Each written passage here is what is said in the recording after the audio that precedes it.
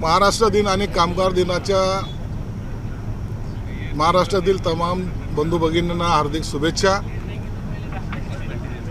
या महाराष्ट्राच्या प्रगतीमध्ये आपल्या सर्वांचा सहभाग सहकार्य नेहमी राहत आलेलं आणखीन भविष्यात राहील याबद्दलची आत्मविश्वास आम्हाला सर्वांना आहे। आणि त्याच माध्यमातून आता 1 मे पासून स्वजनगणना हा एक प्रोग्राम महाराष्ट्र शासनाचा नाही तर केंद्रापासून हा सुरू झालेला प्रोग्राम आपण सुरू करत आहोत। या स्वगणनामध्ये जे कुटुंब आहे त्याने स्वतःचं माहिती स्वतः अपलोड करायचं आहे। त्यासाठी जी साईट दिलेली शासनाची त्या साईटवर त्याने ते अपलोड करायचे आहेत। त्यात जवळपास 33 प्रश्नाची प्रश्नावली त्याच्यामध्ये आहे। घराची स्थिती कशी असेल, कुटुंबाची माहिती, कुटुंबास उपलब्ध असलेल्या सोयी, कुटुंबाने धारण केलेली मालमत्ता व इतर माहिती, अशी सर्व माहिती त्यात द्यायची। आणि ही सर्व माहिती ही गुप्त राहणार आहे। 1 ते 15च्या दरम्यान हा कार्यक्रम आहे। 16 तारखेनंतर शासकीय अधिकारी कर्मचारी हा तुमच्या घरी येणार आहे आणि ती माहिती व्हेरीफाय करणार आहे। आणि ती माहिती व्हेरीफाय झाल्यानंतर तुमची माहिती ही शासनाकडे गुप्त पद्धतीने राहणार आहे। या माहितीचा कुणालाही देता येणार नाही। कोणत्याही नियमानुसार जरी त्यांनी मागणी केली तरी ती माहिती ही गुप्तच राहणार आहे। कुणालाही माहितीचा सोर्स कुठूनही उपलब्धसुद्धा होणार नाही।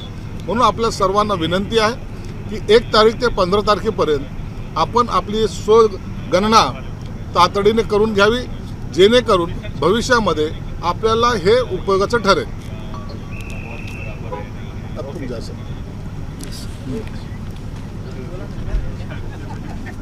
तर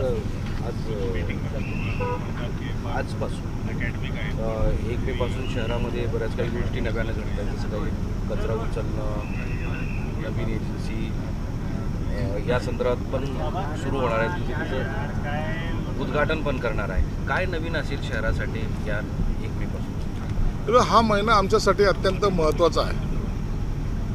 आजच महानगरपालिकेतर्फे कचरा संकलन करण्यासाठी जवळपास 400 गाड्या, आता संध्याकाळी 6 वाजता लोकार्पणचा सोहळा अयोध्येनगरीला आहे। कचरामुक्त हे शहर असलं पाहिजे ही त्याच्या मागची भावना आहे। मी मागे त्यांना अग्निशमन दलाची मोठी गाडी जी 36 मीटरपर्यंत जाईल ती गाडीसुद्धा मी त्यांना दिलेली आहे DPCच्या माध्यमातून। या महिन्यामध्ये आणखीन महत्त्वाचा जो टप्पा आम्ही पार करतोय तो पाण्याचा टप्पा पार करतोय। आणि या 15 तारखेपर्यंत या पाण्याची परिस्थिती आता नॉर्मल होईल अशी एक अपेक्षा आहे। पाणी हे पोहोचेल असं एकंदरीत वातावरण आहे। 1 मेला पोहोचणार अशा पद्धतीचं आश्वासन दिलं होतं, पण 1 मे पर्यंत पोहोचेल पाणी पोहोचलं नाही। काही टेक्निकल अडचणी तर निश्चित त्याच्यात आलेल्या आहेत। आमच्या सर्वांचा प्रयत्न जाणून बुजून नाही तर सर्वांचा प्रयत्न हा प्रामाणिक आहे। यामध्ये स्वतः हायकोर्टसुद्धा मॉनिटरिंग करत आहे आणि त्यांनासुद्धा या प्रकरणामध्ये मॉनिटरिंग करत असल्यामुळे दरवेळेला आढावा द्यावा लागतो। म्हणून जाणून बुजून कोणतेही डिले होणार नाही याची काळजी आम्ही घेतोय। परंतु 15 मे पर्यंत निश्चित काही टाक्यामध्ये पाणी चढेल। जाणीवपूर्वक करत नाही मात्र डिले होतोय हे तर सत्य म्हणावं लागेल। पण टेक्निकल अडचणीमुळे डिले होतो त्याला काय हे नाही ना, हे तुमच्या हातात नाही। तर एखाद्या वेळेला अचानक एखादा पाईप फुटणे हे जाणून बुजून नसतं, तर हे टेक्निकल गोष्टी असतात, त्याला रिपेअरिंग करणं याला जो काही कालावधी लागतो। त्यामुळे हे घटना घडलेल्या आहेत हे नाकारत नाही। परंतु आता पाण्याची परिस्थिती ही सुधारलेली आहे। 15 मेला पाणी या टाक्यामध्ये चढेल। विधान परिषद फारच मैत्रीच्या वातावरणात झाली, अगदी उद्धव ठाकरेंसोबत पण मैत्री गोड बोलणं दिसून आलंय, कसं काय? आणि दानवेंना बळ पण दिलं हा तुमच्या विरोधात, कसं काय? उद्धव ठाकरे साहेबांनी खरं तर ही निवडणूक लढवतील अशी सर्वांची अपेक्षा होती। काँग्रेसने त्याच पद्धतीने उबाटाला पाठिंबा दिला होता। परंतु उबाटाच्या उद्धव साहेबांच्या मनामध्ये ऐन वेळेला कुठं घातपात जर झाला तर काय अशी कदाचित शंका असावी, म्हणून ती माघार त्यांनी घेतली असावी। काल त्या निवडणुकीमध्ये आपण पाहिलं, अचानक अंबादास दानवेंचं नाव डिक्लेअर केलं आणि जी काही धावपळ झाली, काँग्रेसच्या नेत्यांशी बोलणं, काँग्रेसवाल्यांची धावपळ करणं, मला वाटतं या सगळ्या प्रकारचे उत्तरं त्या सर्व त्या फोनाफानीमध्ये आहे। परंतु पुढची ॲडजस्टमेंट एका दगडात दोन पक्षी मारणं हा जो प्रकार आहे तो उबाठाने केलेला आहे.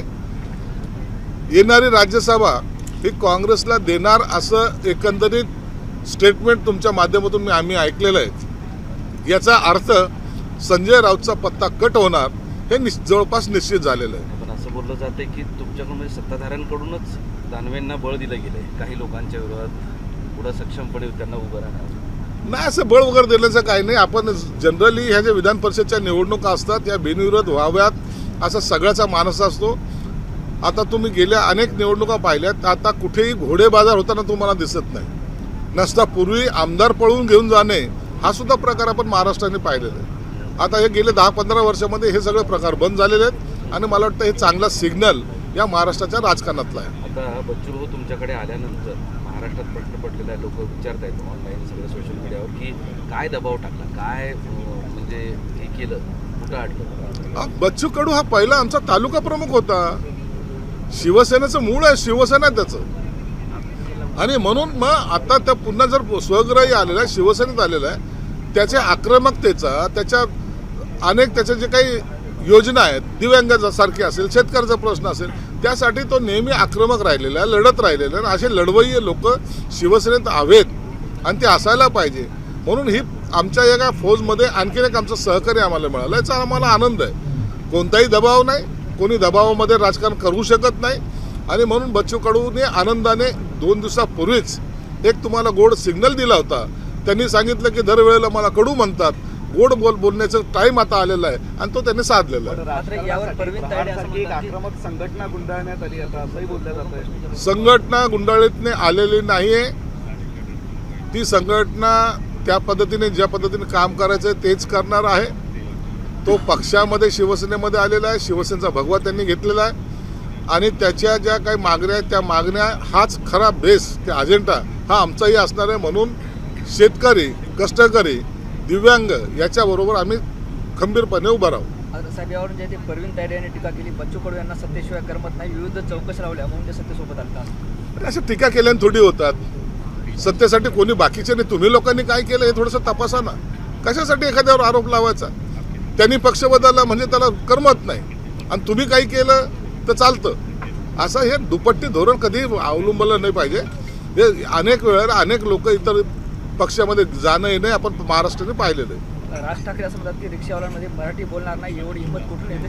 महाराष्ट्रातल्या राजकीय नेत्यांनी महाराष्ट्राचं वाटोळं केलं.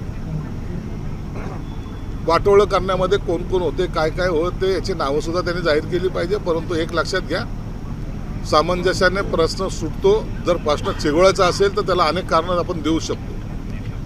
4 महिन्याच्या कालावधीमध्ये सर्व काही कोसळणार नाही.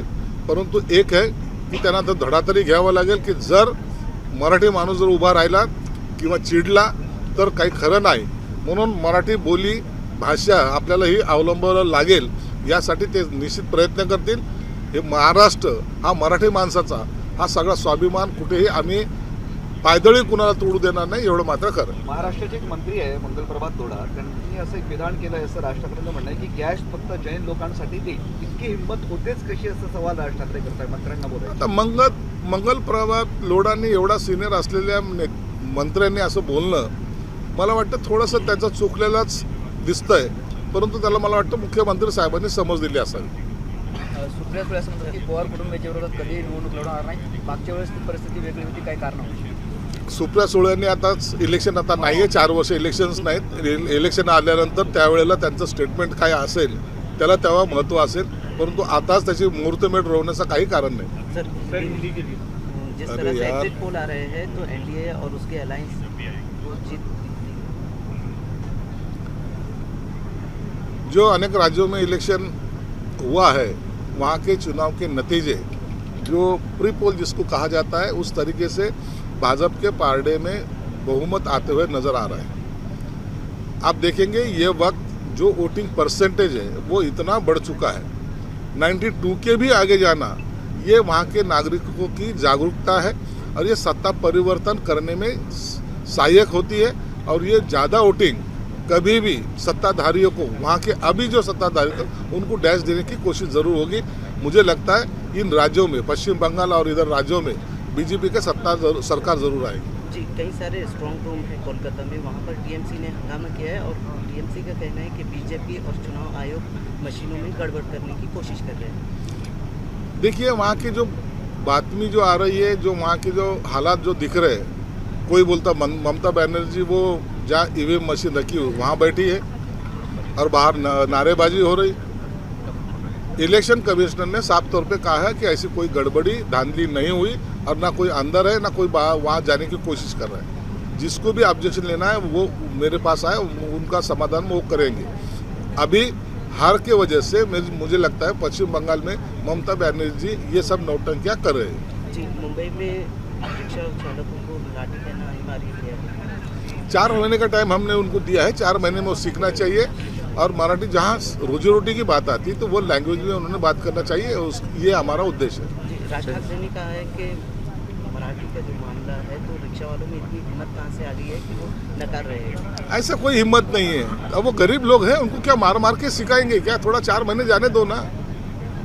जो मराठी है वो भी उनको सहाय्य करे। ऐसा नहीं है, सबको मिल के जुल के काम करना पड़ेगा और वो कोशिश हमारी सरकार कर रही है। जी, आज से सेंसेक्स जो शुरू हुआ। स्वगणना का कार्यक्रम स्टेट का और सेंट्रल गवर्नमेंट का है। 1 तारीख से महाराष्ट्र में 1 से 15 तक अपनी खुद की मालूमात, अपनी पूरी जानकारी जो हमारी कलेक्टर ऑफिस की साइड है उसके ऊपर आपने देना है। उसके बाद 16 तारीख से सरकारी कर्मचारी आपके घर पे आएंगे। वो जो आपने जो डिटेल्स दिया है, जो माहिती दी है, उसको वेरीफाई करेंगे और वो सब सच है तो वो पोर्टल में वो उनका समाविष्ट किया जाएगा और ये माहिती किसी गुप्त तरीके से रखी जाएगी, किसको दी नहीं जाएगी। सर, यहाँ पे जो किसान हैं जो प्याज की खेती कर रहे हैं उनका जो पर कुंटल है 100 रुपये से 500 रुपये ही जा रहा है। काफ़ी किसान उसके लिए अड़चन में आ गए हैं। मैं उसके बारे में जानकारी लेके बताऊँ।